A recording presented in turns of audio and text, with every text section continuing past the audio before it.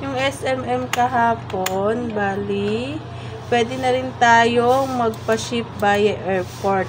Then, DSM consist discussion and maglalagay tayo ng exclusive store sample. Ito yung mga full sublimation na pwede nating isample sa store. Kumbaga yung gagawin natin talaga na dito sa branch na to.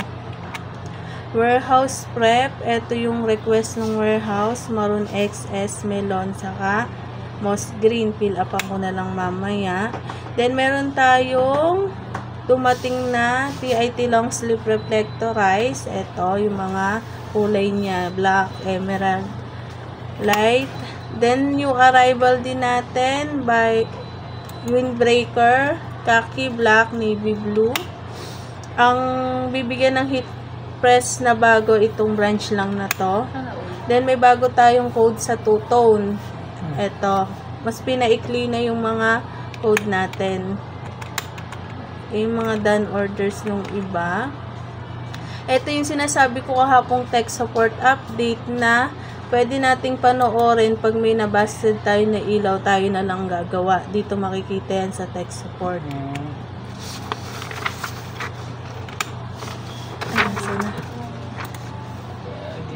Then, ito yung mga nakuha nung ibang ano. Tapos, ito yung naka-up ngayon sa website natin. Uniforms. Then, towels. Sa Sabli naman, ganun pa din. May mga for edit pang ilo-launch sa website natin. Tapos, ito yung last week result ng mga pork shop. Then, sa quiz, kay Ma'am Arnie, may nag-fail nga na sa 11. Pero alam ko, hindi naman tayo nakasama dyan kasi pass naman. Then, meron tayong for lunch na quiz sa Monday, August 25. Passing score na to is 18. Tapos, eto nga, natuwa si boss kasi nga yung pattern natin na-aplika, basta yun. Na-push natin. Tapos, iwasan natin yung customer complaint. Ito. Then, ito yung mga promo sa PYD. Bundles, may mga bundle to. May set 1, 2, 3, 4. Pwede nyong i-visit din to. Then, may towel din. Sa Ligas. Tapos, ito yung new save reply natin sa mga comparison ng crystal and acrylic laki. Panoorin nyo na lang. Then, meron din tayo sa ceramic versus polymer mug. Ito yan. Panoorin nyo yung video pag ano. Updated brochure natin sa drinkware. Ito yung mga bago nating items. Tayo din yung goods sa done orders. Maintain lang natin talaga yung makahingi tayo sa mga customer ng pictures. Then, ito yung bagong ROM posting ed, Zumba. Tapos ka na rin dito. Tapos na rin dyan. Then, sa Arnis area, bali, passable tayo. Good naman tayo sa posting kasi nakaka-11. Pero ang gusto ni boss, 2 posting per day. Then, ang PIF natin at least isang beses, isang araw. 7 sa isang linggo. Para mabalikan din natin yung mga customer natin. Then, store visit. Ito nga yung this week best posting. Tayo yung naging nakadami. Ito yung mga good posting. Hindi naman natin sabihin gayahin. Parang ano lang natin yun. Ito yung iwasan nating i-posting. Yung mga ganyan.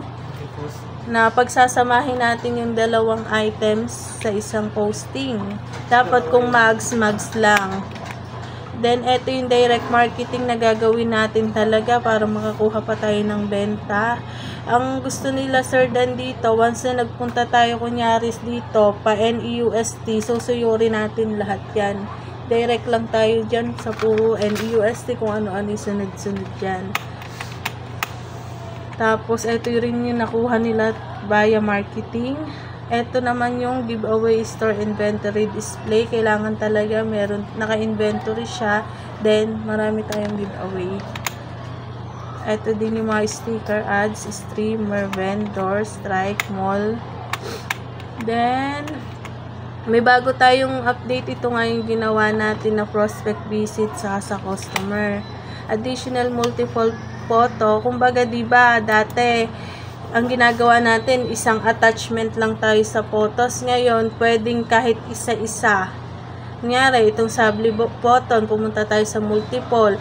Itong fabric na to, pwede ka mag-upload ng photos. Para basta yung maraming photos na yan, isang photos, isang description. Para pag print screen natin, malaki siya.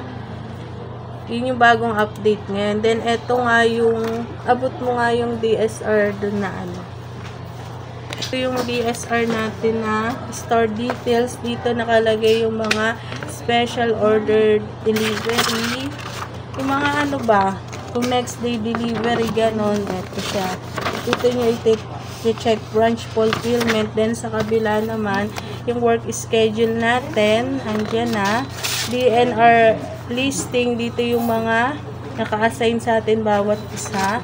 Kung ano yung naka-ano sa atin. Then, third party, ito yung pwede natin kontakin na mga technicians, electrical. Then, dito nyo, kunyari, meron kayong gustong directory, meron kayong sa One Luna. Dito yung makikita yung mga contact person na pwedeng hanapin nyo pag meron kayong need sa ibang branch na yan. Wholesale, retail. More on naman, retail lang tayo eh.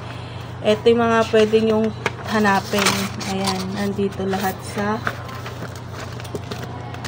store details.